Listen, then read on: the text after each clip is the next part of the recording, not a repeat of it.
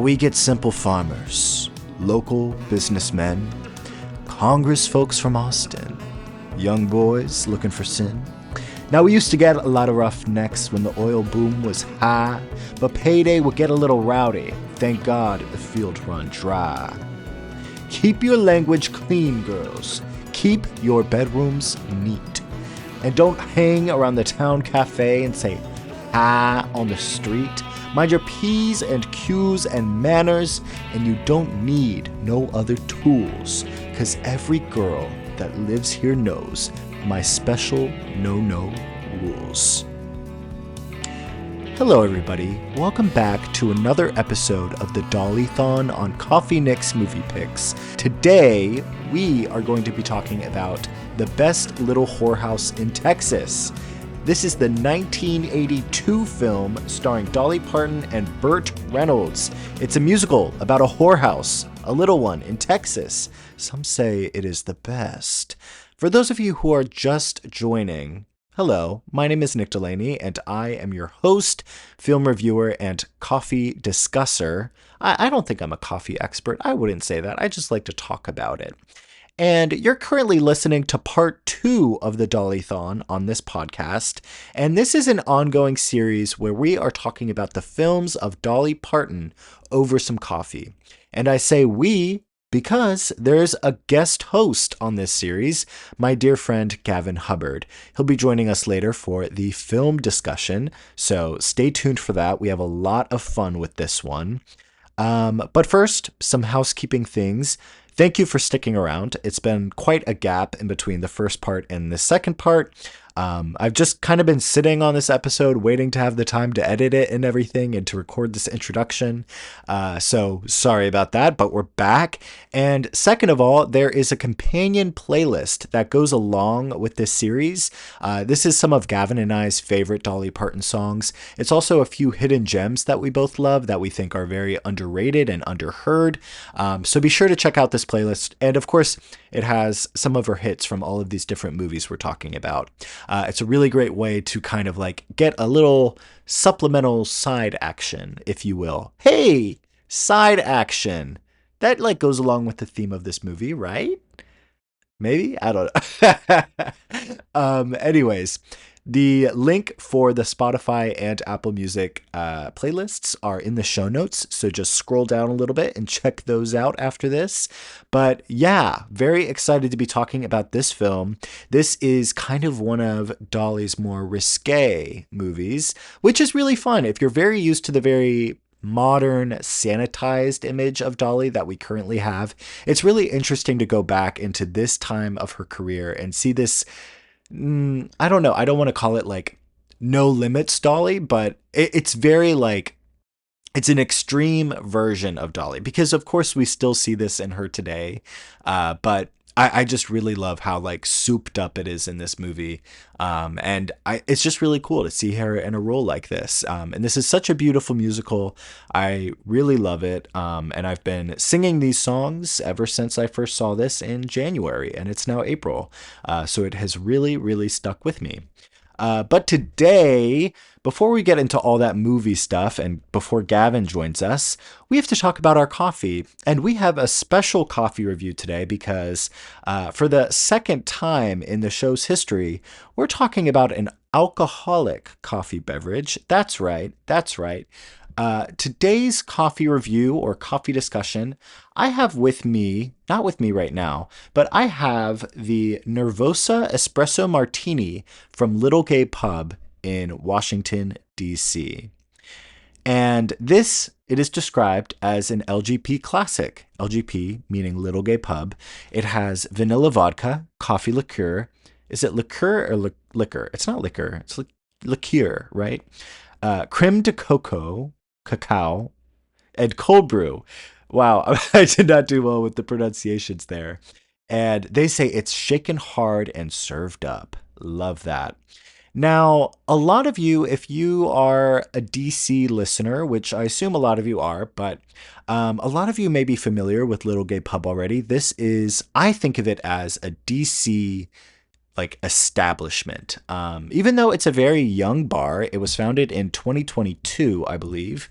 I think it is very prominent, very influential, and this is like a very, very, very important establishment in Washington, D.C. I love this place. It's great. The decorations are just so well done, and I saw something on their website that describes it well. And it's kind of just like a timeline of queer history. There's like a lot of queer icons just up on their walls, and then there's John F. Kennedy. So like, of course, I like it. They have John F. Kennedy up on their wall somewhere. So just really well decorated, and I can always go here and count on a strong, classy, well-made, well-crafted cocktail. It is just one of those places where they're never going to do you dirty, and the cocktails are just so fancy, I feel like, and just always so delicious, especially in the summertime when you are sitting on their lovely, lovely patio. This is an amazing place to day drink, I must say. I must say, in the sunshine, with sunglasses on, with your friends, laughing about God knows what. It is just a lovely place to unwind and to connect with the community. With the community. It's lovely. And so a little bit about this. It looks as if this place was founded by three people who previously worked in the gay bar scene in DC. And during the pandemic, they came together and they basically threw out ideas of what is their ideal bar. And they made LGP. And to me, it is like an ideal bar. And it's just like a really nice place where people of all backgrounds can come together and just feel happy and safe and taken care of. The bartenders are always super sweet here. I love it. It just feels like a lovely establishment every time I go. Okay, the last espresso martini I talked about on this podcast, and the only other one, was at Alamo Drafthouse, and it was for a showing of Twin Peaks. Everything comes back to Twin Peaks, and they had a damn fine espresso martini, and it was not damn fine. It was pretty bad. And this espresso martini at LGP, I have to say, was delicious. I love, technically an espresso martini doesn't have any cream in it usually, except this kind of cream to cook. I don't know what it's like a black coffee in a way. And I love an espresso martini that is like so sweet that you can't, it's kind of like a candy coffee taste. It's not really like black coffee. And I feel like some places just kind of like, I don't know, mix espresso from an espresso machine, simple syrup and vodka, and call it a day. But I like that this place kind of uses like a bunch of different sweet flavors. And I think it also helps that they use cold brew and not like espresso from an espresso machine. I'm saying Nespresso with an N. I feel like that's an important distinction. And I feel like that lighter, like not as strong type of coffee might make for a more pleasant experience for someone who's more skeptical of an espresso martini. So I really enjoyed this. And I actually, when I had this drink, I did go with DOLLY-THON co-host Gavin, and he got, what did he get? Something pink. It was like this pink drink, maybe unicorn tears. But his was really strong, but it was also quite delicious. Yeah, if you want a good cocktail in DC, if you want a nice, comfortable, very like cozy bar atmosphere that gets like just the right amount of rowdy at night, I highly suggest Little Gay Pub. Great espresso martini. I mean, after all, they did say this is a classic. And if it is a summer afternoon, a summer Saturday, and you have nothing to do in the afternoon, gather up some of your friends and tell them, hey, let's day drink on this patio now. So I give this place, I give this espresso martini the Nick pick. Not like I'm an expert or anything. I mean, I'm not an expert in anything I talk about on this podcast, just to let you guys know. But if it means anything to you, I give it the Nick pick. And of course, LGP gets the Nick pick as well. I love this place so much. listen, if y'all ever need like a resident podcaster, I am here. I'm here for the job. So, yeah. Yeah. All right. On to the movie. And hey, let's bring Gavin in. Let's bring Gavin in. How about that?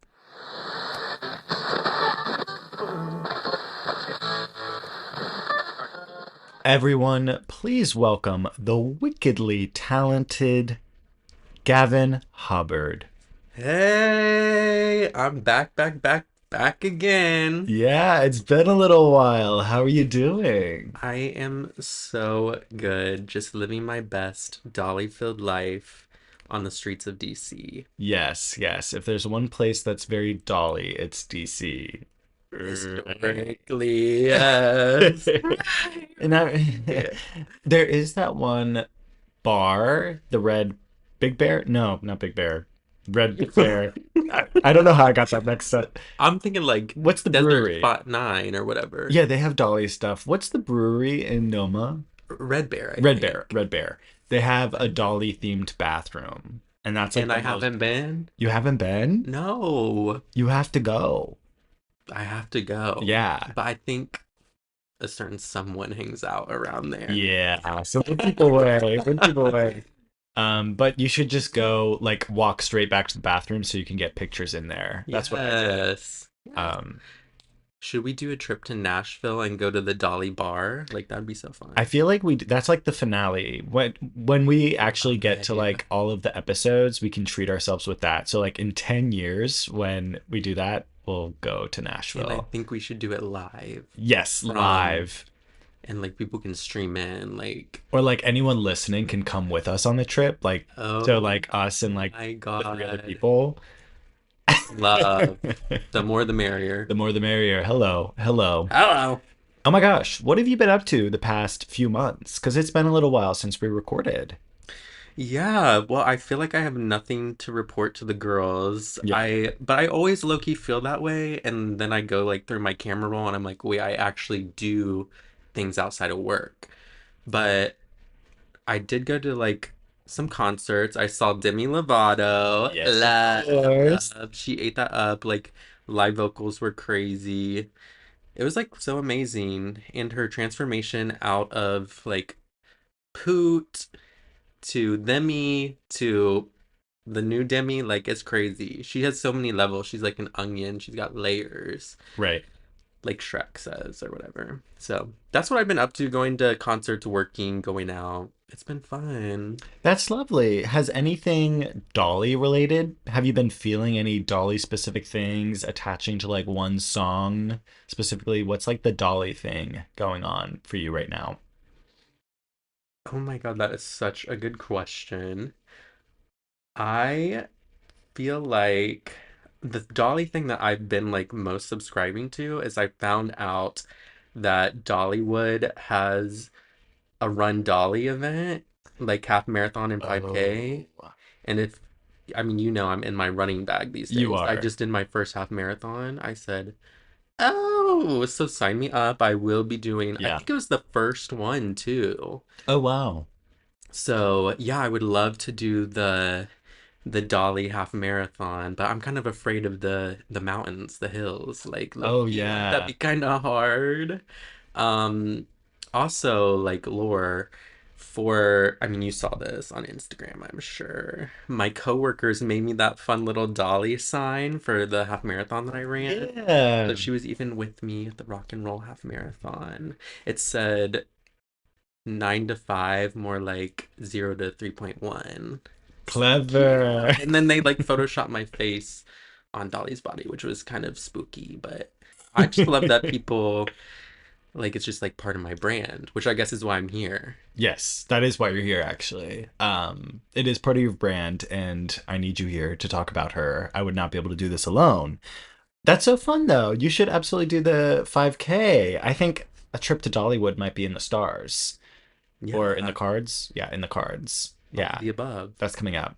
Anyways, let's get into it. What is our coffee thought for today? What's on your mind? What are you thinking about? Okay, I'm so glad you asked. My Okay. coffee thought. So this kind of goes into what you and I have been talking about recently. And you know how you like have like boys that you're talking to that you're interested in or like situationships, and you kind of give them little nicknames. Like I have this one that we call Babyface, Uh-huh. who he listened to the last episode of the pod, so he might be tuning in right now. Oh, Plot shoot. twist. Yeah.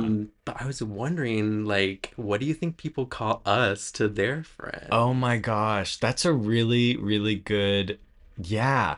And even like just outside of dating, like I feel like you kind of have that side character person where it's like, oh yeah, bunker girl. You know? It's Yes, like, yes. people have like kind of those nicknames, the side character nicknames. That's a really good question. I feel like for you, since you've like created a brand, I feel like people are like, oh, Coffee Nick. Oh my gosh, really? You Coffee think people think Nick. that? Yeah, I, because like your Instagram, you have the oh yeah, podcast. yeah. They're probably like Coffee Nick. They did that in college. I know a few people who would call me Coffee Nick in college. But famously, I do not tell people I have a podcast, really. That is like one of the last tidbits of information I share with people until I think like they won't judge me for having a podcast because I don't want to, oh, like I don't want to have the name like, oh, guy with the podcast, you know? Oh, So I try to avoid that by like holding back on the podcast lore a little yeah. bit. So. One thing about me is I just be saying shit, so I can't help myself. I'll be like, I'm on my friend's podcast. Like, girl, I'll just say anything. I don't hold back. I Right. mean, I guess there's crazier things I could be saying, but Yeah, yeah. yeah. For me, I think it's great smile, guy Oh, with the fat ass. yeah. Like, I think that's what my nickname is. Fat ass. Fat ass, big heart, pretty teeth, Yeah. trade. I don't know. Trade. Gavin trade. What my friend Matt and his roommate, they call me Disney Diva because I am a bit of a Mm, Disney adult. And like the first time I met his roommate, I was wearing like a Disney sweatshirt, as I do, my little right. Disneyland sweatshirt. So my like code name for them is Disney Diva. So maybe the boys are calling me that. I definitely don't really hide the fact that I'm a Disney adult, so I think you're pretty normal about it though. Like, it honestly took me a few encounters with you to learn that like the Disney part was a thing. And I feel like for like a derogatory Disney adult, it's not like a few encounters, it's like encounter number one. And it's hard because I feel like I got to know you and you weren't ever like a side character. You were pretty much like in my orbit right away. So I never had to have like that nickname for you. So I don't know what I would say for you. Um, that's true. We kind of Gavin with the kind heart. Aw. Maybe people just call me like Dolly. Hey, going back to the Dolly brand. Right, Yeah. right. Yeah, aw. Maybe they call you like Sweet Nick. Aw, Aw. thank you. So No, there's probably some stupid. rotted Nick. Rotted, evil, Evil Nick. Yeah. Who crazy. knows? Yeah. Hey, I could name a few people who might think that. Um, I guess we're boys of many multitudes. We could be many things. And that's We beautiful. could be Disney, we could be podcast, we could be coffee, movie, Dolly, we could be rotted. But hey, Period. I say I'm rotted. Hell yeah. Am I chopped? Yes. Yes, you are not Am chopped. I unk? You are my friend. Probably. Oh my God, that is so good. I love pulling that one out. That one always makes you laugh. Wow. So like we can't answer that question, can we? That's a hard It's question like to answer. rhetorical, I think. Yeah, but it's It opens the mind to possibilities, yeah, which it's is kind why I of thought it like was a good coffee thought. yes, it is. And it's like very put yourself in someone else's shoes. Right. And it's like very like you're not the main character. Like to some person you might just be like Disney Gavin Right. or Disney guy. Yeah. It's kind of deep when you think about it. Yeah. I will say one thing I noticed about you is you have a lot of Dolly Parton shirts. So I feel like at least for me, I would associate Dolly Parton with you. Yeah. My thing is like I kind of create a brand with every person that I run into. So like if I know that I'm gonna see you, I will be wearing a Dolly shirt with this baby face guy. We're both from Ohio, and there's this theme park called Kings Island Uh-huh.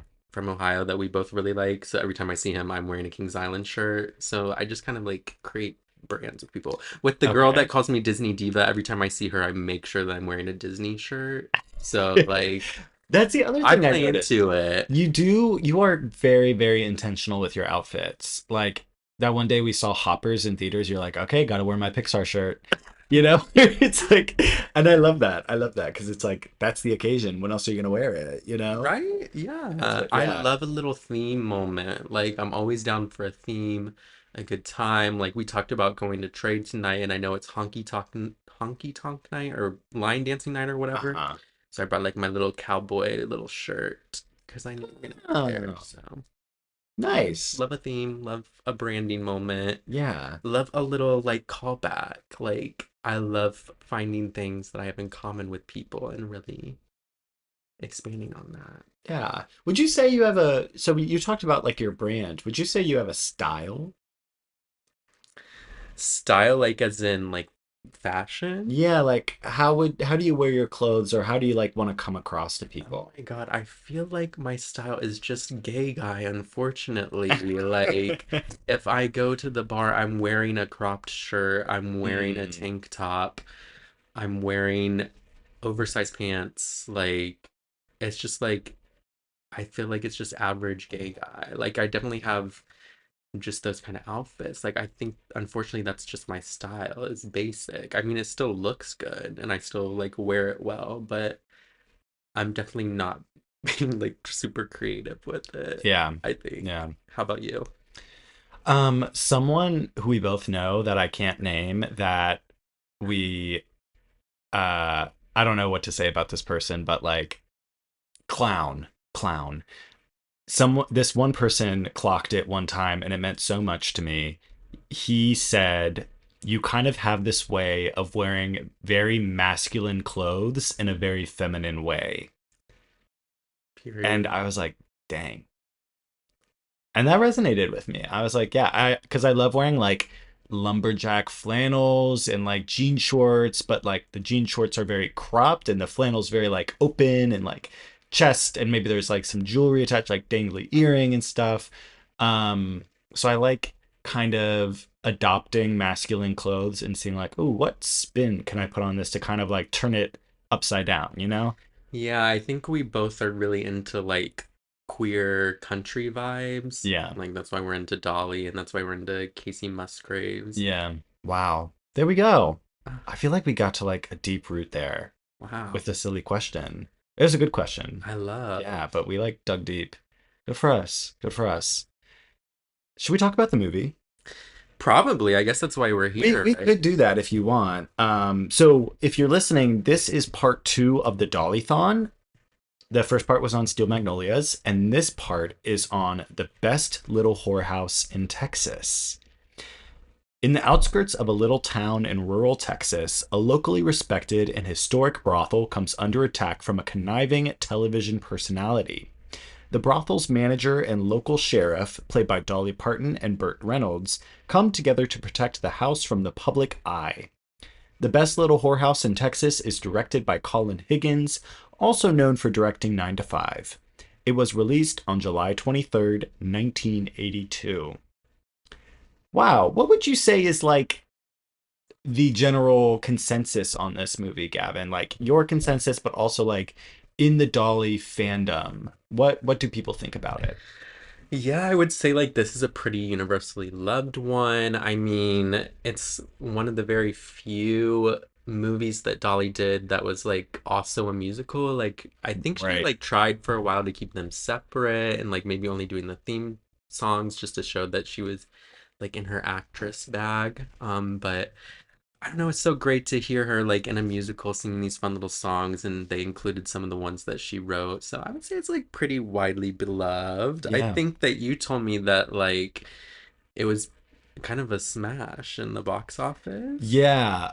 So I think I don't know if I mentioned this earlier in the episode or maybe a different episode, but this is our second time recording this review because I changed jobs recently. And whenever I switch jobs or like a big adjustment happens in my life, I have to like do spring cleaning on everything, my laptop, my journal, my closet, my everything, spring clean and get all the old stuff out. And I think in the mix of that, I deleted our recording, which really sucked because I went like not 2 days later and I was like, wait, where is it? So I had to quickly adjust. So here we are, part two. Yeah, we talked about this the first time, and I have a little background on this film. But the critical reception for this movie was very mixed, but the commercial reception was smashing. It was a huge success, and I'll talk about that in a little bit more. But although the critical reception was mixed, it also received a lot of award fare, or what's the word, like recognition, award recognition. Charles Durning, who plays the Texas governor, was nominated for Best Supporting Actor for his role, which is just kind of like, okay. Yeah, he's like in it for like one song. Yeah, he has a song and I think a scene like way earlier in the film, Yeah, right? like don't piss me off. Yeah, Really, like that's who they picked out of it? that was the Was he only like a big name? Like I'm not familiar with this Charles person. Durning. I don't know him, but let's see. Charles Durning.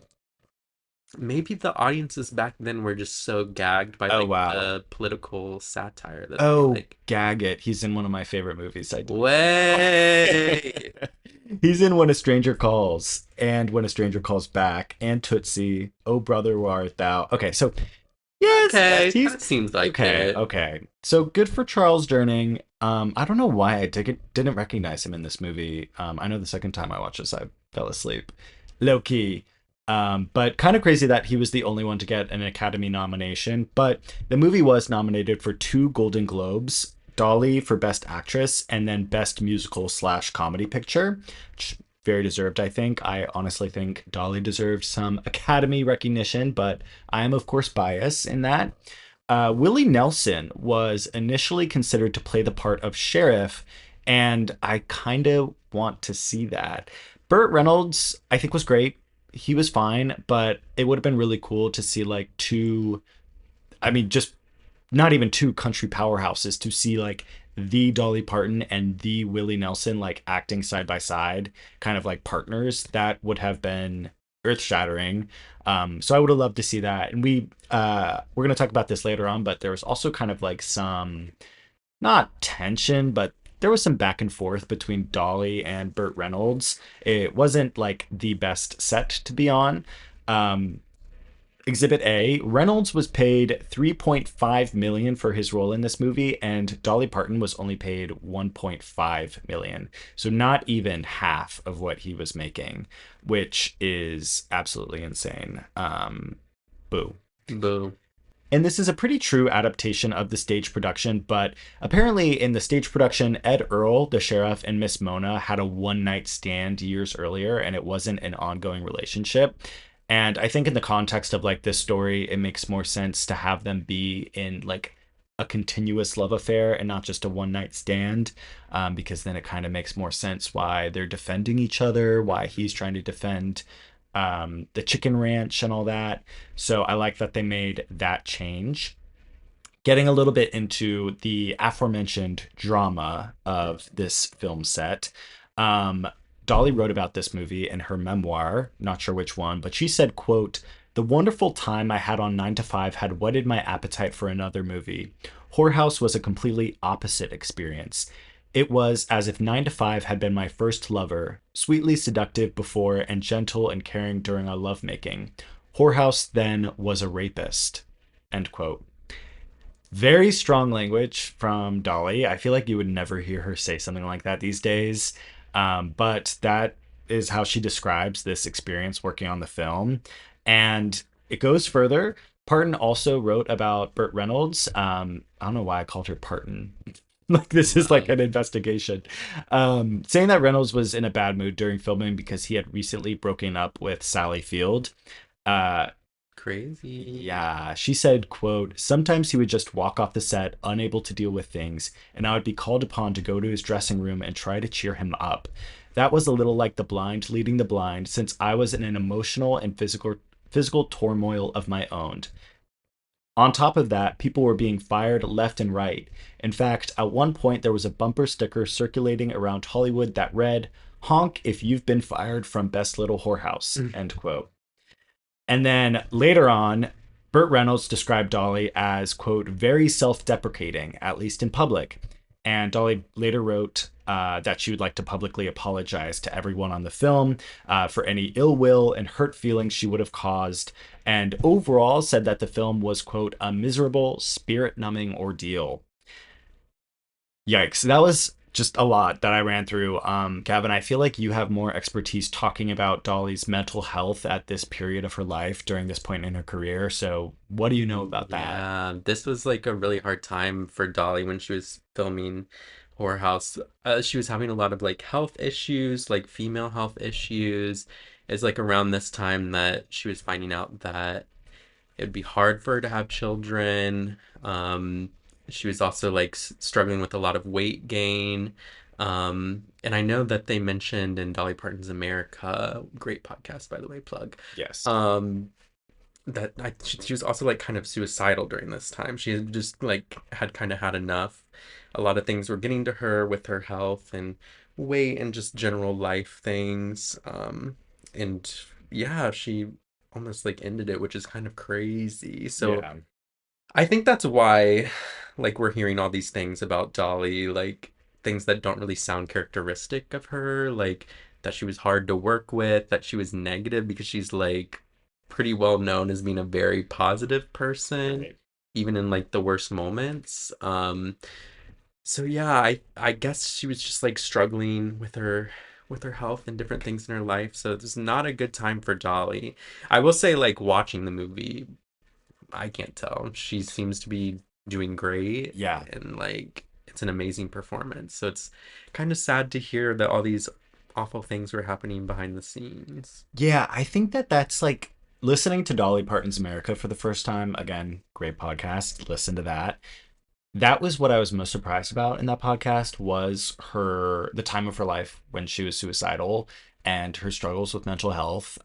It's just like not something you would expect from her. But if I feel like you get to know Dolly the most by listening to her lyrics, like really listening, I think she's very politically ambiguous. You get to learn about her politics through her music. You get to learn about like the different eras of her life. But I think you also get to learn about things like this. And they specifically used in Dolly Parton's America, like Light of a Clear Blue Morning is like a really big song when it comes to like mental health journeys for Dolly and for like a lot of her fans. So I really like that podcast and how they kind of like tie in the songs and all that. But yeah, super surprising. But despite all of this kind of issues with production, the firings, and then Burt Reynolds and Dolly Parton just both being in bad spots, this film, like I said, was a huge commercial success. It made close to $12 million in its opening weekend, which dethroned E.T.'s 6-weekend run at the number one spot in the box office, which, I don't know, E.T. is like, everyone knows that, but then this movie came along. So I guess every movie's big run has to end. But at the time, this was the biggest opening ever for a musical. And it eventually went on to gross $70 million, which is huge even by today's standards. And I think it's kind of crazy because these days, this movie is not widely accessible. I feel like it's not on any streaming service. You can rent it if you want. You can buy it digitally or you can have the DVD. But for example, the soundtrack is not available on streaming, at least Apple Music, it's not. Even like some of the original songs on here, I have not been able to find. And even years into the Dolly fandom, even I guess shortly before this Dolly-thon, I had no idea that this movie was a thing. It's just kind of like not talked about anymore. What do you think about that? I know, it's kind of weird. I like almost like want to start like a conspiracy theory or something about Yeah. it. Like I mean, I'm sure there's reasons why it's not on streaming and stuff, but yeah, I mean, even when we watched it last week, we had to watch my physical DVD because we couldn't get it on streaming without like paying for it. I don't know, it's very weird, especially for how successful it was back then. I'm not surprised by the success because those are two like major names on a movie. Right. So I don't know if it has something to do with like the topic of the movie, like a whorehouse and like sex work. So I don't know if that's why it's kind of been like pushed to the side. Um it's very odd though. Yeah, and that brings me to one of the first things I want to talk about this movie, and that is the topic, and I guess Dolly Parton's involvement in that topic. If you know Dolly Parton these days, you know that her image is very sanitized, very family friendly. I feel like, especially as time has gone on and on, she's kind of just become like more of like that family friendly image and very brand focused, which makes sense because Dolly Parton is a brand, huge brand. So it was really surprising just knowing that she was involved in this movie and seeing how ahead of the time this movie was and how progressive this movie is, and how it depicts sex work, and how respectful it is in those depictions. What do you think about that? I mean, we watched an interview with Dolly where she was talking about this movie, and like the interviewer straight up asked her, like, how is your fan base going to respond to this? Because, I mean, she's a country music singer and they're historically known to be like more conservative and stuff. And she was basically just outright with it and said that she thought that this was a unique story that needed to be told. And she kind of even saw herself and Miss Mona. And I just thought that was really interesting to hear from her. I mean, I guess I'm not too surprised because she is kind of like an all-loving, like all-inclusive person and really cares about people's stories. But she did like she was very mindful about it based off of her answer, and she said she didn't want to alienate any of her like country music fans, but she also thought that this is a story that needs to be told. And I mean, she's also been very like outright about sex workers and things like that, even from the very beginning. I mean, she's said that she's modeled her look after the town tramp. Yeah. So it's like, it really does, like, even though it kind of seems like something that her, like, fan base wouldn't be necessarily into, I think it does make sense in the full, like, Dolly brand if you really think about it. I honestly, I think this is exactly something her fan base would be into. Um, I don't know, maybe it would be different coming from like maybe a more conservative leaning fans perspective, but she's always been so vocal about like how she's modeled her look over quote unquote the town tramp, and takes a lot of money to look this cheap, and kind of like she's always made like sexual jokes, kind of like tongue-in-cheek humor, and that is all in this movie kind of ramped up to 1,000. So I think this is like the perfect fit for her. And I've thought like about a lot of her movies, and I've always wondered like, is Dolly Parton just playing herself in these movies? And I always have to turn that around, especially with a role like this, and think, who else would play this? Who else would do it that well? Who would like, whose brand would fit like perfectly into this role? And, at the time, it's Dolly. Like, I think Dolly's like the perfect fit for this. And like you said, the way she approaches it is from such an empathetic perspective. Like she's not really holding any judgment towards like sex work or the setting of a whorehouse. She's really approaching it with such tenderness, not only for like the role of like a whorehouse manager, but like the girls working there. Like you can tell her through her character, she cares so much about these women, these sex workers that are real out there in our country. She really cares about it, and I think that's really really admirable. Hmm. And yeah, at the time, this was early 80s. It's just so ahead of its time, so progressive. I'm just so impressed like that this movie's a thing. Yeah, and I think like thinking about it from a theater perspective, like the fact that it is a musical, like the cool thing about musicals is they can kind of be the butt of the joke. Like you can always go into a musical and be like, "Oh, it's a musical. It's not going to be that serious," but it's always like a great like theater device for telling really important stories that people wouldn't normally listen to, but they're Yeah. more willing to listen to because it's a musical. So I think like maybe for her more conservative fans or people that were a little weary about the topic, like the fact that it was a musical, they were a little bit more open to it, more forgiving, and you're always able to sneak in some messages a little bit easier if there's a goofy little dance number involved. Oh, absolutely. And like, just think about how the musical starts versus ends. It starts with whatever the ceiling fan song is, where it's Isn't it very like 20 like fans? 20 fans, which is Yeah. very just like poking fun at like, oh yeah, this is a whorehouse. Like, isn't that funny? But then by the end, you get Hard Candy Christmas, which is like a story about all these girls like having to go home and like what they're going to do with their time now that they don't have this sense of community in their life.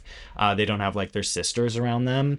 And it's like a heartbreaking song. And it makes a lot of sense that that is like a song that Dolly has adopted into her, under her umbrella. It just, that's such a Dolly song. And I said this to you when I first watched it, but I had no idea that that song was in this musical. Just always thought it was like tried and true Dolly song. And honestly, I think, no offense to like the musical or the people who sing in the musical, but her version is just like the best. I love it and it can't be beat. So It's so yeah. good. And I love that they ended with "I Will Always Love You." Yes, Like, you better end with a Dolly song. absolutely. Like, Period. turn that on. Turn that on. Love. I love it. One thing I also wanted to touch on is just how sex workers are portrayed in this, which we've already talked about, but like I just want to touch on the detail of like one of the first scenes we see with Miss Mona. She's like in the, what is it, town center Yeah, government like building or town something, hall or town hall. something. Yeah, and a character mentions like, "Oh, thank you for your donation to like the kids soccer group. Like this is going to help them go to finals." Might not be that, but something to that effect. Like buying them new uniforms or something, Yeah. I think. Yeah. So this whorehouse, this brothel manager, mother of the house, she is like painted as this really important member of the community and like someone who really cares about like making charitable contributions to her community. And it shows this small town as all like really respecting this place as like an establishment, which, it's not just the fact that this movie is portraying a whorehouse that makes it so ahead of its time. It's that it's portraying a town that respects and is willing to defend this whorehouse so much. In that way, it honestly feels, that's what makes it feel so fictional and so like just dystopian. Like this is from the future, but also from the past. It's weird. But I thought I think that's really cool that Yeah. they portrayed it like that. It's so funny. Like, yeah, the community definitely loves the whorehouse. Like, they talk about sending their husbands there so they can have nights off, the wives in the town. Crazy. Yeah. Right? Like, yeah, get that man out of my house. He can have a night at the whorehouse. I need a night to myself. Right. Iconic. One really big element in this movie are the outfits. There are a lot of iconic outfits here. Do you have a favorite? Oh my God. Oh, that's so hard. I do really love the intro dress, the Mhm. big red one with the big sleeves, and I love that moment when she comes down the stairs and then she like drops it on the beat. Oh my God, that is such a beautiful dress. And that one, I think it's still on display at Dollywood, so you can like go see it in person, and it's just as like cool to see in person. But I also love like the country western inspired ones Yes. that she like wears around the town and stuff. But how about you? My favorite one, you already know this because every time we've watched this movie, I'm like, oh my God, like I yell when it's on the screen, but the black and silver dress she wears in like one of the earlier scenes is just like breathtaking every single time. She looks like drop dead gorgeous in this movie. She looks so good. No. What was the costume budget? Because they had all those costumes. And I think they just like put 100% of that budget to Dolly. Like they were like, everyone They else bring did. in your own clothes. Like, Yeah. I should have brought my behind the scenes book. I'm sure there's something in it about this. yeah, I think there was There something in it. was, but I don't remember I think it was what just now. pictures though, so like wouldn't work well on. Yeah, there was something like about like I feel like they talked about the wigs in this one a lot. Like they had a Yeah. whole budget, separate budget just for her wigs. So That's crazy. That's crazy. But like she has the whole getup in all of this, like that little cowboy outfit she wears when she goes to the town hall, and then the lingerie look. And she's always like wearing her nails, of course. It's so good. It's so good. yeah, so good. That makes me think of Burt Reynolds and his character of Ed Earl. What do you think about him? Well, yes. Yeah. Burt Reynolds or Ed Earl? Uh, Or both? both Ed Earl, but also like, how did Burt Reynolds do? Did he do well? I think he did a good job. I enjoy this character. It's kind of like fun to see like the sheriff that's like all hard, but then has like this little softy side. I love that he has this relationship with Miss Mona, which is so crazy to me that you said that it's like not a relationship that's really in the stage version, because that's like what really drives the plot of the movie, I feel like. Right. It like makes it work, is this relationship that they have with each other. But yeah, I like Burt Reynolds. I know that my grandma was like obsessed with him, so that like makes it even more fun.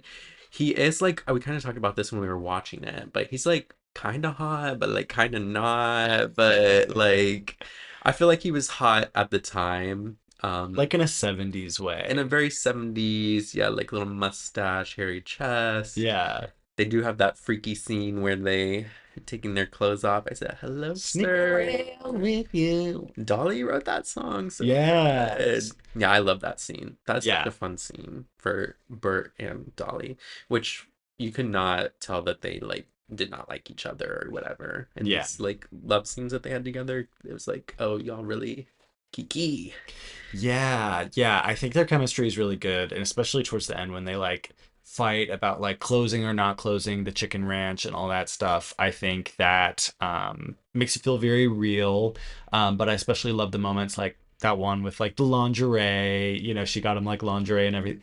I think it's really funny, really sweet. The original song is great. And then I love the scene where they're also stargazing and talking about like what they want to do with their lives.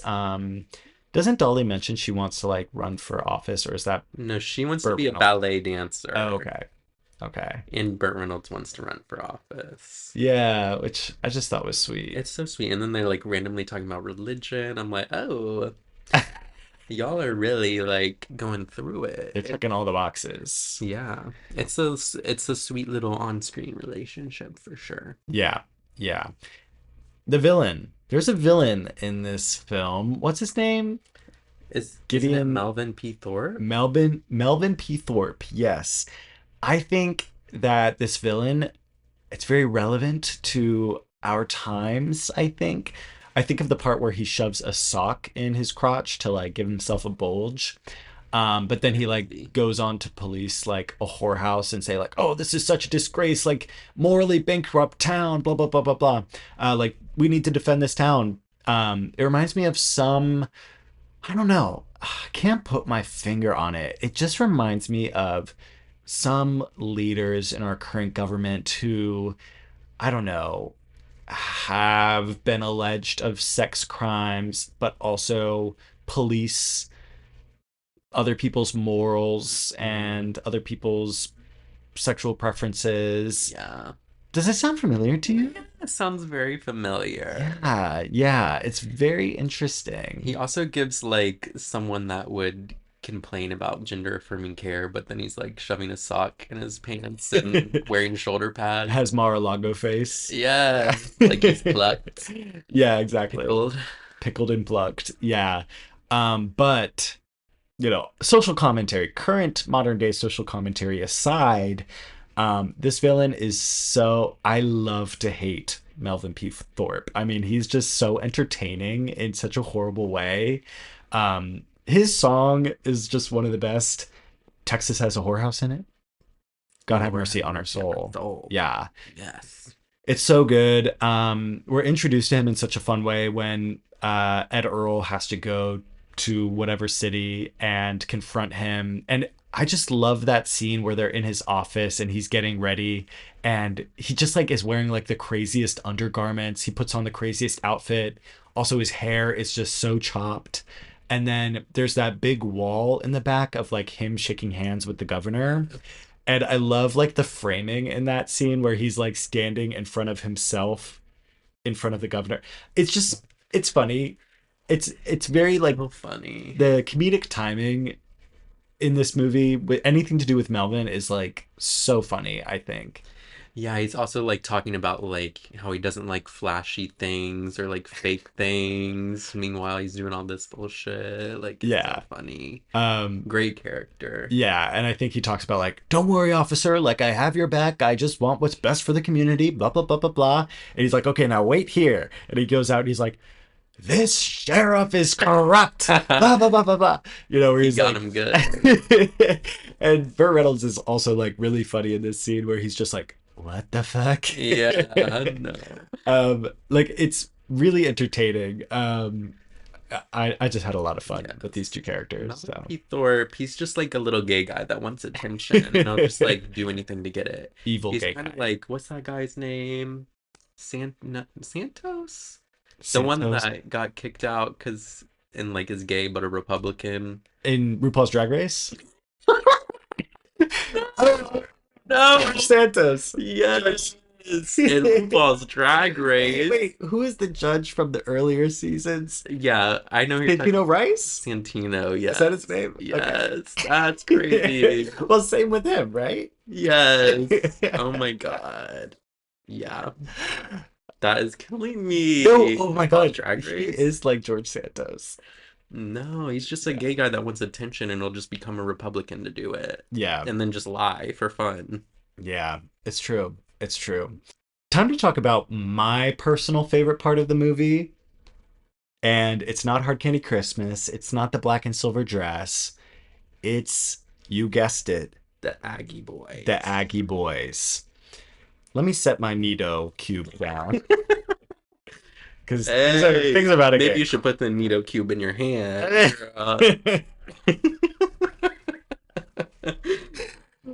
Let's talk about the Aggie Hey. boys. I love this part of the movie. I feel like it's very queer. Just like to have a dance number in a football locker room with like a bunch of men in jock straps or less, and then they're just like getting dressed and everything, and like they're all choreographed and dancing with each other. It is like a complete subversion of like what you would expect in any major box office musical, you know? Like just like naked men having a dance number in a movie about a whorehouse, like a bunch of, you know, Mhm. people would imagine naked women and everything. You have this whole dance number with naked men. And they're hot. And they're hot. Yeah, I think middle school Gavin was living for that. Yeah. Grown up Gavin's living for that too. Hey. Oh my God. I think I already fell asleep at this point, but you best believe I woke up when I heard Ethan, the Aggie song come on. And I feel like this is also like one of the longest numbers. Like if there was an Oh, intermission, I feel like it would yes. happen here because there's like a whole like interlude, Oh, dance it's more- break, There's and like then a they come ballet in the back. middle. Yeah, and they ballet dance. Crazy. And then they come back and it's like a reprise when they're at the whorehouse. Ah, I love that part. I love it. Oh. Yo. And then later on, they get caught. What did you think about that? It was it's funny. Like they're like throwing open door. There's lots of boobs in that. Oh, part, yeah, too. yeah, yeah. Like, okay, And frontal. they like barge in with like the video camera and like all the girls are like, oh my God. And like, They're smoking cocaine. Get that. Crazy. Yeah, and then there's like the random old farmer man that like gave them the ride and he's like shacked up with one of the girls. They catch the senator in with the girls. Oh, yeah. Like, oh, but that part's so good because they start beating the heck out of these men. oh yeah. Jules or whatever. She beats the hell, and then Dolly comes out with that gun. Oh, we get Which the is, like, iconic Yeah, Dolly with the shotgun moment. love. Yeah. Yeah, it's chaos, but it's crazy. Yeah. I think it also like shows a little bit of like media sensationalism. Yeah, You know what I mean? sure. What We're the like- hell? Sure. You guys get what I mean. Look, I'm a fucking dictionary. I'm not an expert. I'm not a critic. I'm just whatever. It's a social commentary. Blah blah blah. Hard Candy Christmas. Hey, what if I die here?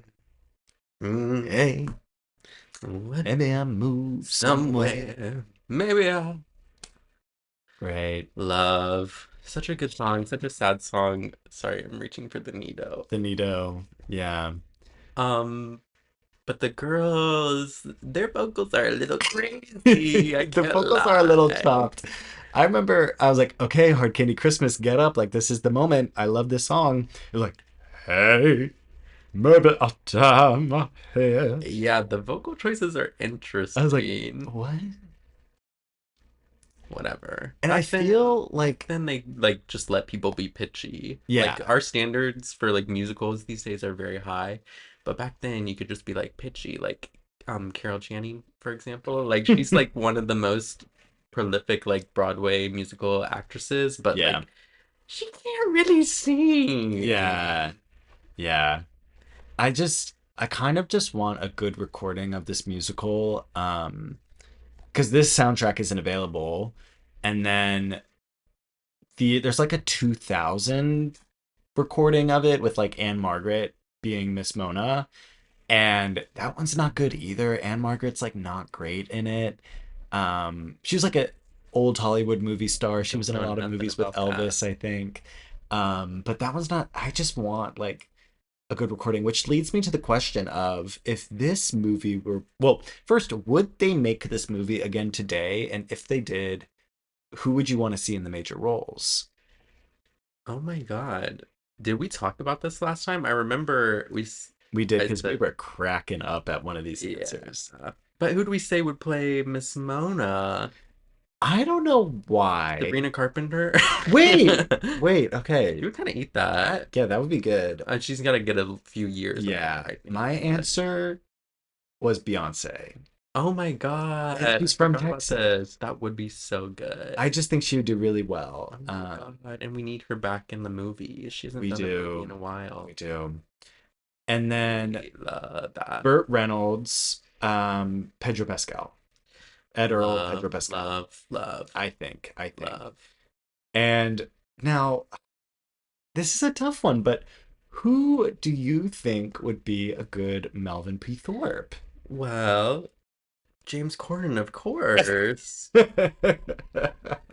That little gay guy that's not actually gay would be perfect. Oh, And he loves his movie musicals. he does. I kind of feel I also dislike him in movie musicals, but I kind of feel bad for him because, girl, the internet, they be taking it out on him. They really do. There's like petitions for him not to be in Wicked.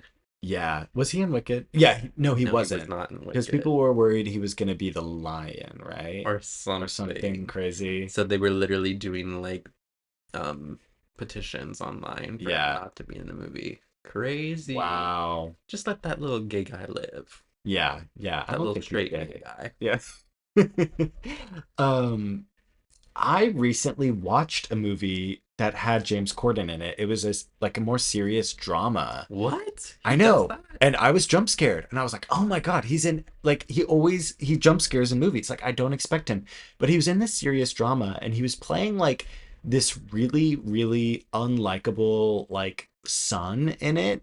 And he actually did really well. And I kind of like liked his character. And so I Word. think he should maybe like embrace playing non-likable characters because I think that works for him. And I Mhm. think once he gets back into good graces with like the common moviegoer, then he can take on whatever weird role he wants to do. Yeah. Um, What is he even doing these days? I don't know. He doesn't have his show anymore, does he? No. Okay. Poor guy. Well, we could be your managers, James Corden. I think this role would be perfect for you. We're on it. Yeah. Wow. Okay. What did you think about I Will Always Love You at the end? I thought it was so sweet. I thought it's such a fun way to end the movie and like what a well-written song to include. And it's kind of fun that we have I Will Always Love You and Whorehouse, and then we eventually get I Will Always Love You, Whitney's Yeah. rendition in Bodyguard. Have you ever seen that? I have. I have seen Love Bodyguard. that I love that movie. Love that movie so good. Yeah. So yeah, I thought it was cute, and what a cute little ending too. Like he comes in and is like, "Girl, we're meant to be together." Yeah. So sweet. Mhm. Takes her stuff out of her car, puts it in his truck, and then they go on and live their little life together. That is so sweet. So sweet. Yeah, and the movie opens and it's like, this is the story of how this beloved whorehouse shuts down. And it's like, okay. And I think like from a modern audience perspective, you're kind of like, okay, well, what's the story of how they like got it back and reopened it? Like, musical, happy ending. But then you get to the ending and it's like, no, that's the story. It shuts down. Yeah. I do love that, and I love how like full circle it is. Like, he narrates again at the end and like talks about where everyone is now and what they're doing, and then it does the Best Little Whorehouse song again and like does a little flashback of all the fun moments at the end. It's so cute. It's very cute. Like, it's no wonder this made $1 billion bajillion dollars. Yeah. Whenever you have like a It's very flashback good. of like the best parts of the movie in the credits, it's like, Right. remember the good time you were having like 15 minutes ago? Yes. Like, they want you to leave happy.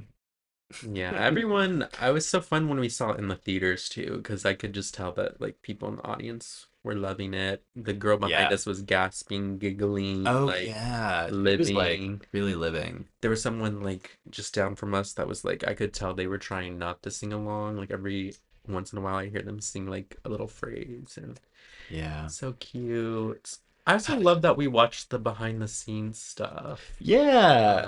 Because it's the like other you night. can, I think before we were just assuming what Dolly thought about it. Mm-hmm. And our assumptions were like kind of spot on. But then we like actually heard her say it. It's like, oh my gosh, love her. Right. Yeah, so good. Yeah.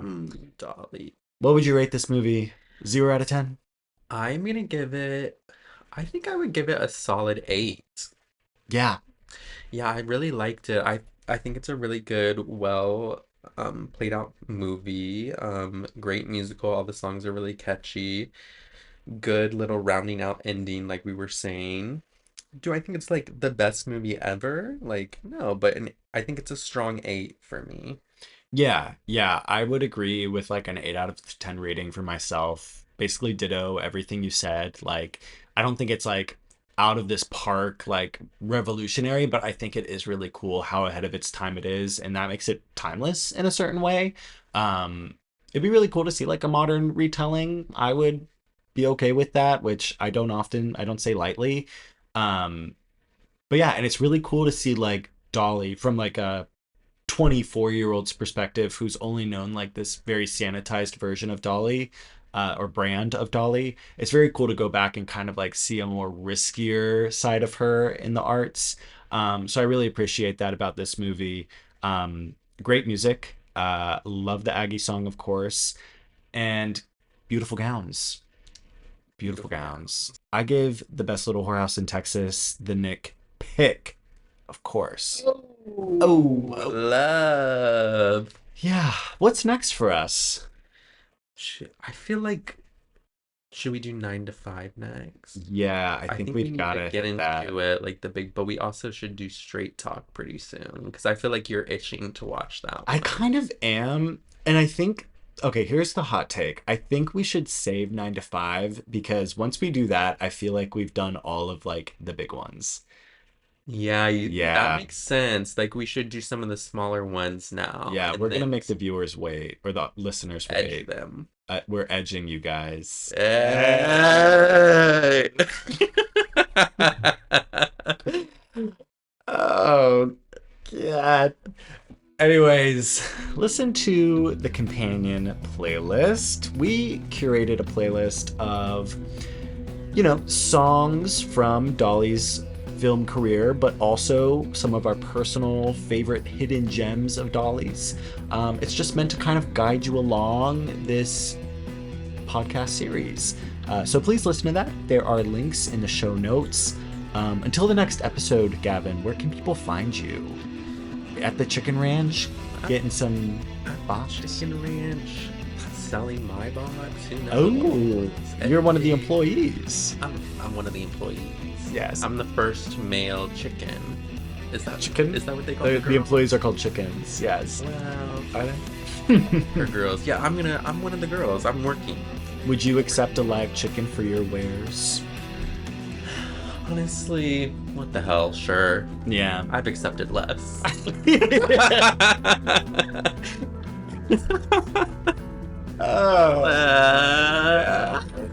Hopefully my mom never finds this podcast. And on that note, thank you all so much for listening. It's just a Little bitty piece of play. Nothing to Okay. Bye. Bye.